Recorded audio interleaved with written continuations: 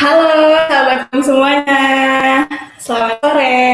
Berjumpa lagi dengan saya, Cindy Aditya Ramadhania, yang akan menemani sahabat Kium semua, di mana setiap awal pekannya selalu menyajikan rekomendasi-rekomendasi nih dari tim riset Kiwum. Apa aja sih yang bakal direkomendasiin untuk pekan depan, lalu ada sentimen-sentimen apa saja sih? Tentunya tidak lupa, di sini aku nggak sendiri, pastinya ada pembicara yang setiap hari selalu hebat, selalu memberikan kita wawasan-wawasan mengenai investasi. Kita langsung panggil aja Mbak Ike Widiawati selaku Head of Research Kiwum Sekuritas Indonesia.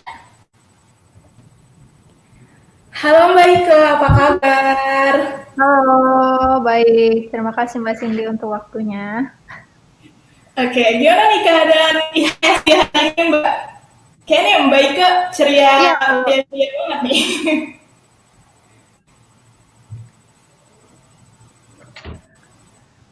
ya. Kalau untuk IHSG hari ini, kita bisa melihat untuk penutupan sendiri ditutup 0,53% mengalami penurunan di area negatif Mbak Cindy. Jadi untuk IHSG sendiri sempat menguat, namun itu hanya di awal-awal sesi 1, kemudian mengalami penurunan. Di kisaran jam 10 itu sudah mulai koreksi. Nah, saya melihat Mbak Cindy di sini hal yang menyebabkan IHSG mengalami penurunan di area negatif adalah lebih disebabkan oleh memang adanya koreksi dari secara teknikalnya, karena teman-teman kita juga sudah melihat perdagangan di hari Jumat pekan kemarin IHSG sudah mengalami kenaikan yang cukup signifikan, yakni kenaikan 1,49%.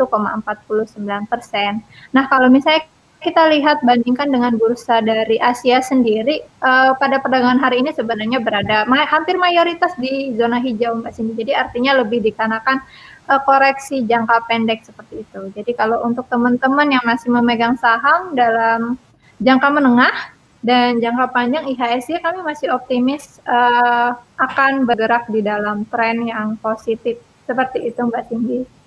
Oke, kita langsung aja nih Mbak Ike, pasti sahabat Kium juga udah gak sabar untuk mendengarkan weekly insight dari Mbak Ike sendiri nih. Langsung aja nih ya Mbak. Baik, terima kasih Mbak Cindy.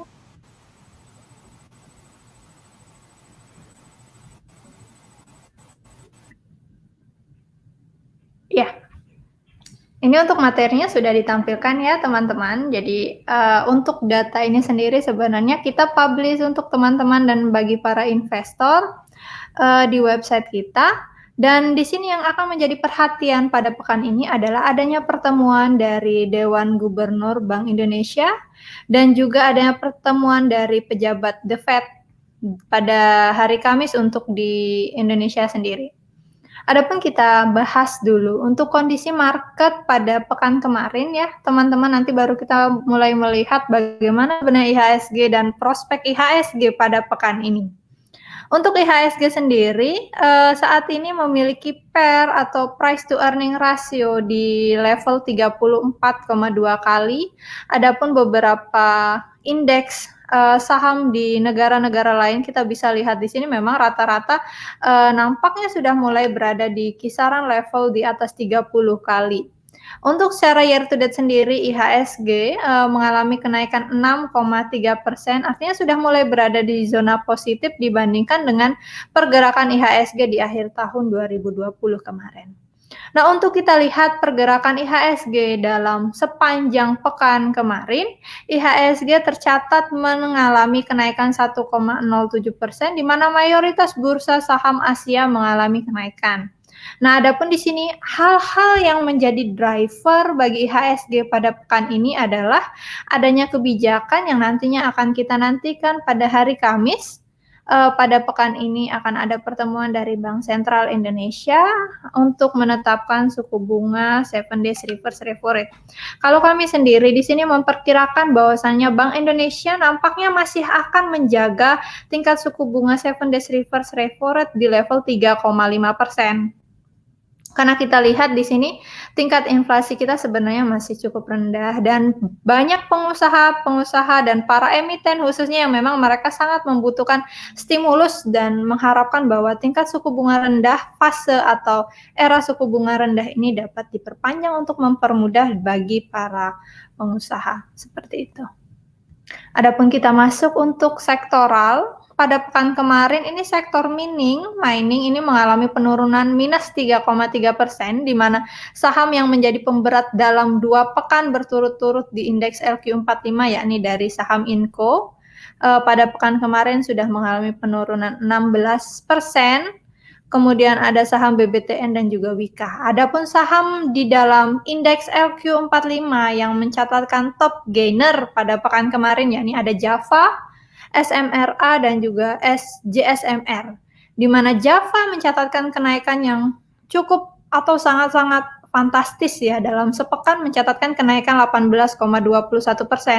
Jadi kalau misalnya teman-teman yang di sini investasi di deposito setahun 8 atau 9%, di sini di saham Java dalam sepekan dia sudah mengalami kenaikan sangat signifikan 18,21%.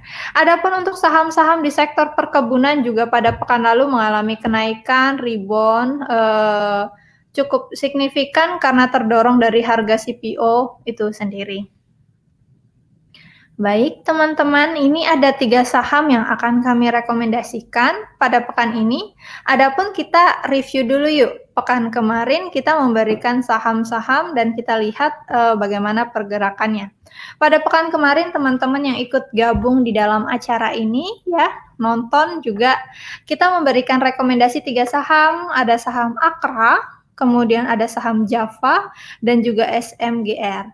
Java sendiri ini masuk dalam saham yang mencatatkan top gainer tertinggi dengan kenaikan yang tadi 16%, di mana kami memberikan rekomendasi pada pekan lalu. Jadi happy cuan buat teman-teman yang sudah masuk mengikuti rekomendasi dari kami, dan juga ada saham Akra di situ kami memberikan rekomendasi dan juga berhasil mengalami penguatan 10,88% itu untuk level tertingginya. Salah satunya karena yang kemarin juga sempat kita bahas adanya perjanjian atau penandatanganan kontrak yang dimana Akra sudah berhasil mencatatkan penjualan lahannya di JIIPE seperti itu. Nah, untuk SMGR sendiri harap perhatikan dari levelnya.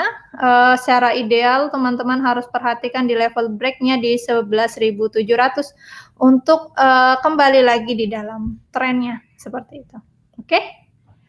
Baiklah, kita akan lanjutkan di saham apa yang memiliki potensi mengalami penguatan di pekan ini. Saham yang kami berikan rekomendasi pada pekan ini ada saham ASI, BMRI, saham ASRI, BMRI, dan juga BWPT. BWPT sendiri kami memberikan rekomendasi karena adanya sentimen positif dari kenaikan harga CPO yang memang trennya sempat menyentuh level tertinggi pada hari ini, di mana kita bisa melihat bahwasannya pasokan CPO sendiri di Malaysia mengalami penurunan pada bulan ini yakni di kisaran 1,8%. Hal tersebutlah yang mendorong harga CPO mengalami kenaikan. Dan hal tersebut kami perkirakan akan memberikan sentimen positif bagi saham-saham di sektor perkebunan. Nah, untuk BWPT, ASRI, dan juga BMRI, pada hari ini pergerakannya inline dengan IHSG, di mana 3 saham tersebut mengalami koreksi atau penurunan. Untuk BWPT sendiri pada hari ini ditutup minus 2,96% dengan ditutup di level 131 per lembar saham. Perhatikan di entry buy, sebenarnya harga tersebut masih di dalam entry buy kami, namun tetap perhatikan di level supportnya. Karena kita tahu bahwasanya BPT sendiri sudah mengalami kenaikan cukup signifikan 14% pada hari Jumat, dan kalau misalnya dengan catatan harga ini memiliki potensial ke level 160, tapi harus tetap berhati-hati di level support karena kalau misalnya gagal dia ada koreksi di situ.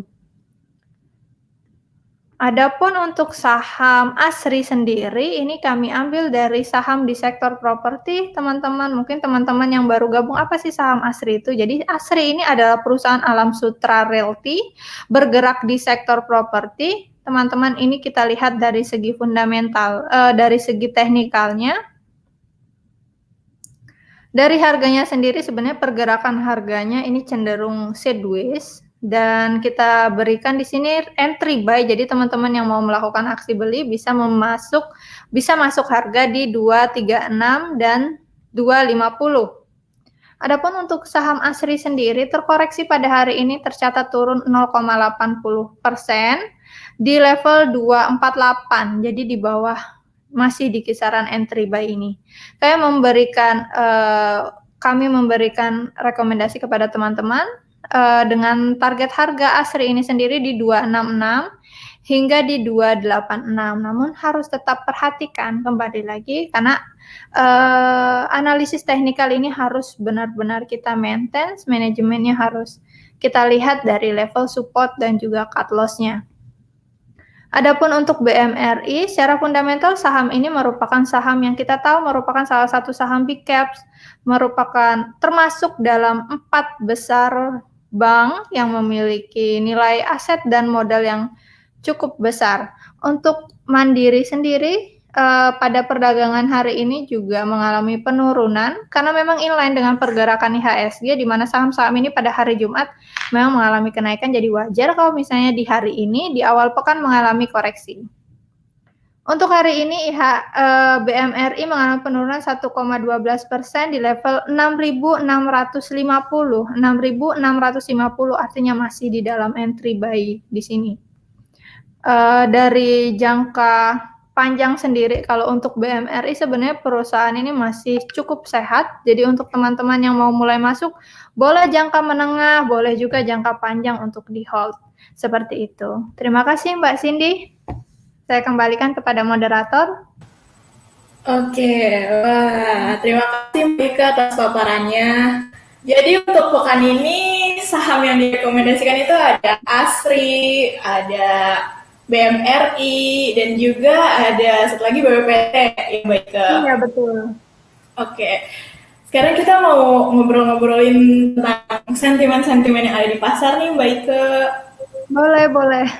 Oke, silakan Mbak Cindy. Oke, sebenarnya kalau misalnya kita lihat dari global sendiri, sebenarnya di global itu lagi rame nggak sih Mbak Ike? Karena kan yang kita tahu berita terakhir yang lagi rame-ramenya dari US ya, terutama di hari Jumat, Joe Biden yang menandatangani RUU stimulus 1,9 triliun yang jadi undang-undang, itu juga kan cukup ramai ya Mbak Ike gitu. Iya betul Mbak. Iya, sentimen dari global sendiri itu yang akan punya impact bagi IHSG sendiri itu apa sih Mbak Ika? Kalau saya melihat di sini adanya pencairan dana atau stimulus sebesar 1,9 triliun US dollar ini pastinya akan adanya inflow ke dalam pasar modal di khususnya negara berkembang. Karena dengan adanya dana yang cukup besar tersebut secara tidak langsung, ini kalau misalnya kita lihat dari segi teori konsumsinya, pada saat ini Joe Biden memberikan bantuan kepada masyarakat di sana. Artinya akan ada ekspektasi bahwa indeks kepercayaan untuk spending money-nya akan mengalami peningkatan.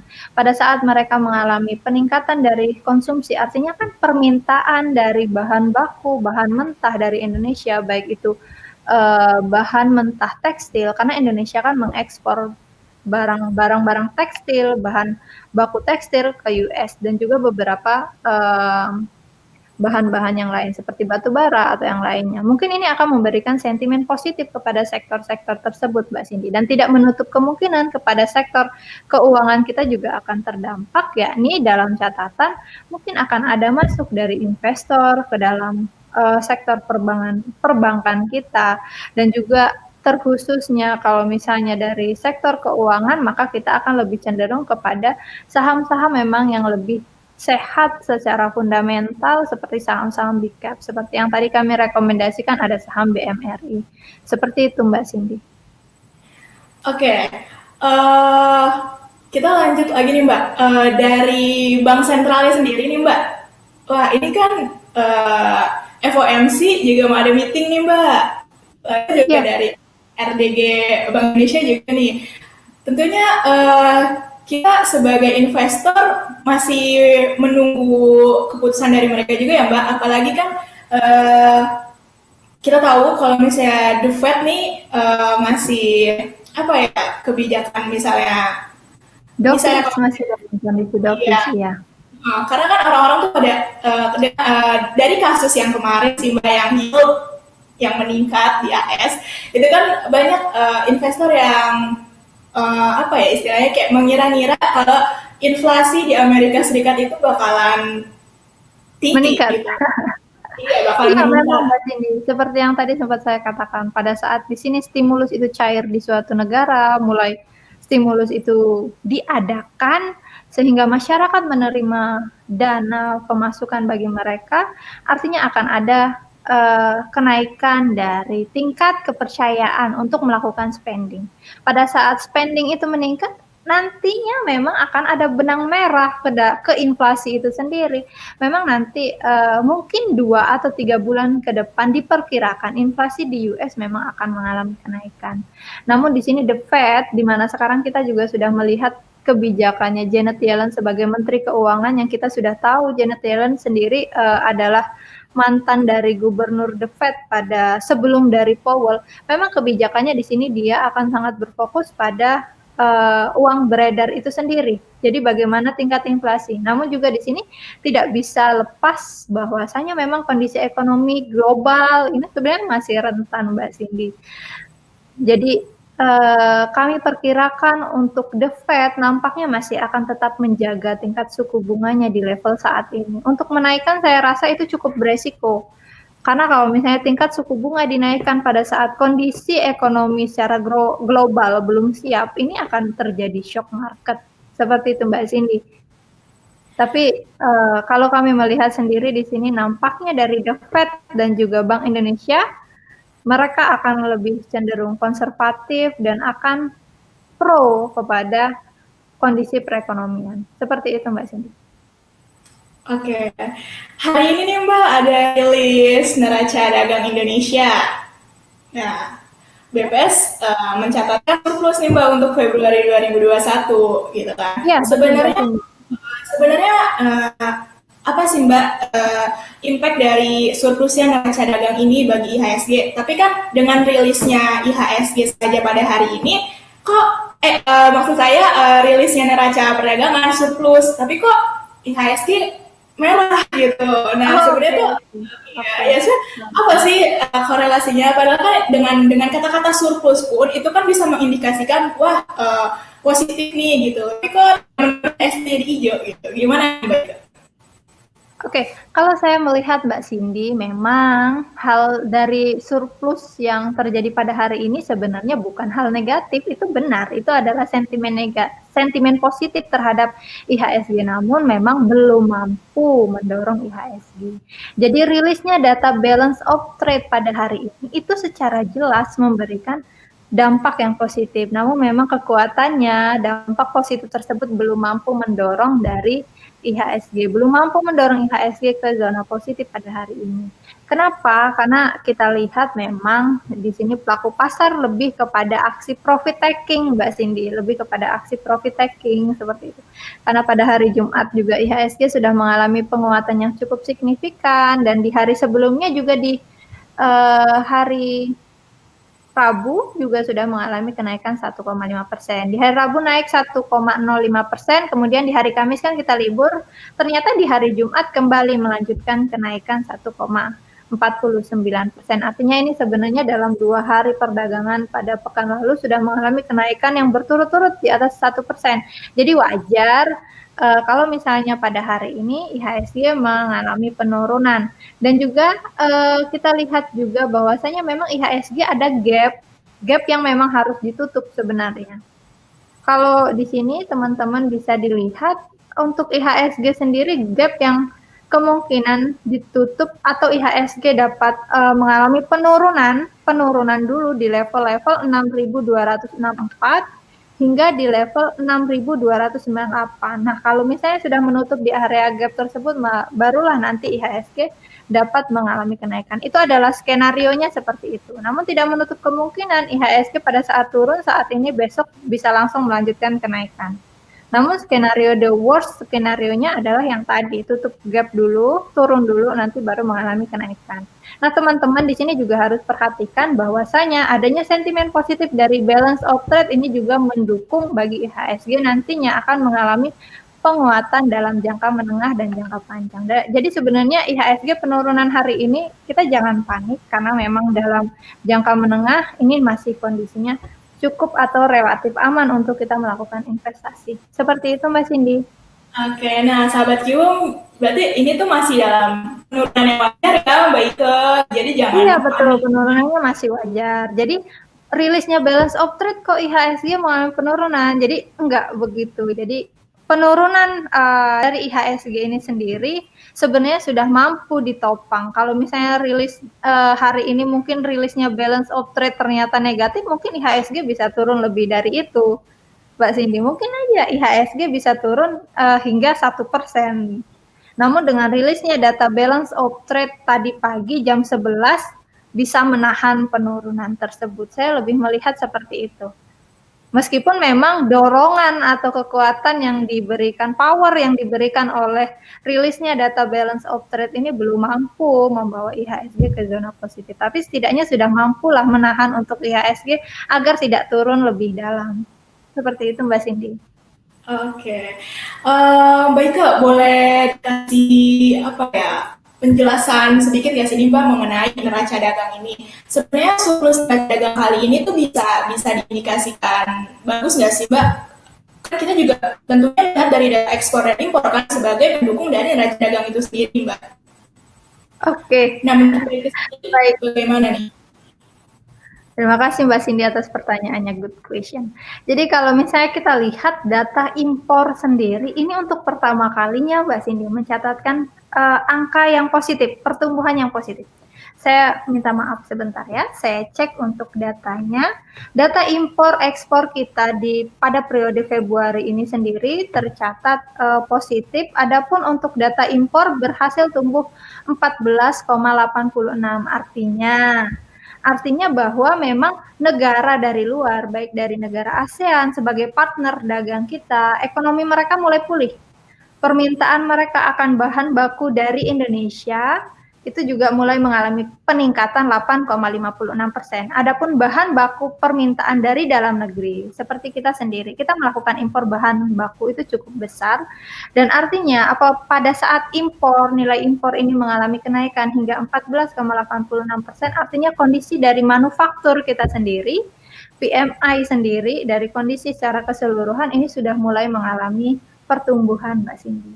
Jadi kita sudah mungkin memang tidak serta-merta kita dalam posisi normal, tapi setidaknya kita sudah ada angin segar bahwasanya kondisi manufaktur saat ini sudah mulai mengalami pergerakan karena memang dari permintaan bahan baku kita sudah mulai meningkat. Seperti itu Mbak Cindy.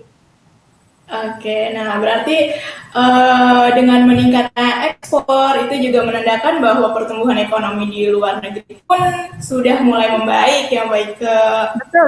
Betul Mbak Cindy. Iya, dan tentunya juga dengan impor sebagai indikator bahwa daya beli dari dalam negeri sudah mulai membaik. Nah, pada saat ekspor dan impor mengalami pertumbuhan, namun balance of trade kita masih dapat distabilkan di angka positif, itu that's so very good. Saya lihat seperti itu. Jadi itu seharusnya benar-benar memberikan sentimen positif. Maka tadi saya bilang, mungkin kalau misalnya tidak rilis balance of trade, IHSG hari ini koreksinya bisa sangat dalam, tapi dengan rilisnya data balance of trade, penurunan tersebut bisa ditahan. Seperti itu, Mbak Cindy. Oke, sekarang aku mau baca-bacain pertanyaan dari sahabat Kiwum nih, Mbak Ike, boleh ya? Boleh. Oke. Nah, ini ada yang nanya nih Mbak mengenai saham sektor farmasi. Mungkin Mbak bisa dijelasin dulu ya mengenai sektor farmasi itu bagaimana sih Mbak prospeknya untuk saat ini. Tentunya kan di tengah COVID-19 ini harusnya kan ada apa ya sentimen-sentimen yang bisa mendorong sektor farmasi gitu ya Mbak. Kalau menurut Mbak sendiri bagaimana nih Mbak? Oke. Terima kasih Mbak Sini. Ini tadi yang tanya dari Sinta Salsa. Baik, saya coba jawab ya. Untuk IRA sendiri pergerakan harganya dalam 1 tahun, kita lihat chart 1 tahunnya ini sudah mengalami kenaikan yang sangat signifikan. Jadi kalau misalnya kita lihat chart 3 tahun, kita ambil harga 3 tahun, rata-rata 3 tahun untuk saham IRA, itu harganya bergerak di kisaran 450. Nah, pada saat ini harga IRA sudah di 2.140. Bahkan sempat menyentuh di harga tertingginya di 4.000-an, 4.300. Jadi saya bisa katakan bahwa saya memang harga saham IRA sendiri memang sudah mengalami kenaikan yang signifikan. Seperti itu Mbak Cindy. Nah, jadi teman-teman yang memang sudah melakukan pembelian pada saat harga saham sudah mengalami kenaikan yang sangat-sangat signifikan seperti ini, kita tahu harga rata-rata saham IRA sendiri di 400-an, 500-an, tapi saat ini sudah di harga 2.000, artinya sudah 4 kali ini harga saham mengalami kenaikan. Maka kita harus kembali lagi, kita lihat secara realistis, ini secara fundamentalnya wajar atau tidak. Seperti itu ya. Nah, kalau misalnya kita lihat, cek sendiri untuk rasio per saham IRA ini sudah di level 56,57 kali. Jadi sebenarnya harganya sudah cukup mahal. Namun kalau misalnya teman-teman mau melakukan spekulasi, ya boleh melakukan dari segi teknikalnya. Adapun untuk harganya sendiri, untuk resistnya kemungkinan yang akan disentuh itu di 2.320 itu mungkin bisa diresist, tapi ini cukup beresiko sih Mbak Cindy. Kalau saya sendiri melihat untuk saham IRA sudah cukup beresiko, seperti itu. Untuk INAF dan juga KF, ya untuk saham-saham farmasi hampir rata-rata harga sahamnya sudah mengalami kenaikan signifikan. Ada satu saham yang memang dari saham farmasi namun masuk di LQ45 itu masih cenderung murah, itu dari KLBF.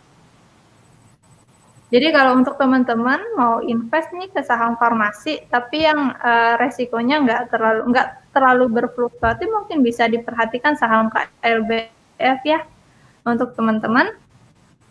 Adapun untuk saham INAF sendiri, kita bisa perhatikan untuk rasio PER-nya ini sebenarnya dari kinerja INAF, dari segi kinerjanya sebenarnya belum terlalu solid ya. Karena kalau misalnya kita lihat juga dari segi laba bersihnya sendiri ini masih net loss, jadi bukan laba bersih, masih rugi bersih seperti itu. Jadi teman-teman mungkin bisa perhatikan, memang kalau dari segi industri ini Mbak Cindy bagus, karena semakin banyak orang sakit kan makin dibutuhkan obat-obatan. Namun kita juga tidak bisa serta-merta di sana, kita juga harus melihat dari segi kinerja keuangannya. Ternyata tidak terlalu berdampak signifikan untuk mendorong dari laporan keuangan mereka yang awalnya negatif tidak serta-merta positif. Artinya kita harus kembali lagi berpikir realistis. Seperti itu Mbak Cindy.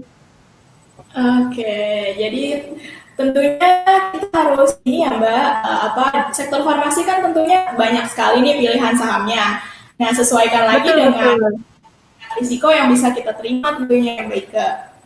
Iya, ada saham juga yang di sektor farmasi yang masuk di LQ45. Mungkin teman-teman yang bisa lebih aman atau ini bisa masuk di saham KLBF juga bisa. Oke, wah Mbak Ika seru banget nih obrolan kita pekan ini. Tapi sayangnya kita nggak bisa lama-lama nih sahabat Kiwum. Tapi jangan sedih, tentunya kita setiap pekannya selalu ada ya Mbak Ika. Iya betul, setiap pekan nanti kita akan memberikan 3 saham yang direkomendasi dan juga kita akan review secara ringkas saham yang sudah kita rekomendasikan pekan lalu. Seperti itu, Mbak Cindy. Oke, nah untuk sahabat Kiwum semuanya, tentunya kita akan memberikan insight mengenai investasi itu sendiri dan kalian tuh jangan sedih karena banyak banget informasi yang bisa kalian dapatkan dari media sosial Kiwum, baik dari Instagram, baik dari YouTube-nya itu sendiri. Pokoknya kita bakalan menyajikan hal-hal yang informatif untuk sahabat Kiwum semuanya. Baik Kak, terima kasih ya sudah meluangkan waktunya nih pada acara pekan ini. Terima kasih Mbak Cindy, terima kasih buat teman-teman juga yang sudah menyaksikan. Oke, sahabat Q, terima kasih ya sudah menyaksikan acara kita kali ini. Semoga investasi sahabat Q semua nih cuan gitu. Dan tentunya sahabat Q jangan panik-panik. Selalu perhatikan potensi return yang kalian inginkan berapa sih, lalu risikonya berapa sih. Gitu. Oke, sahabat Q, terima kasih semuanya. Dadah.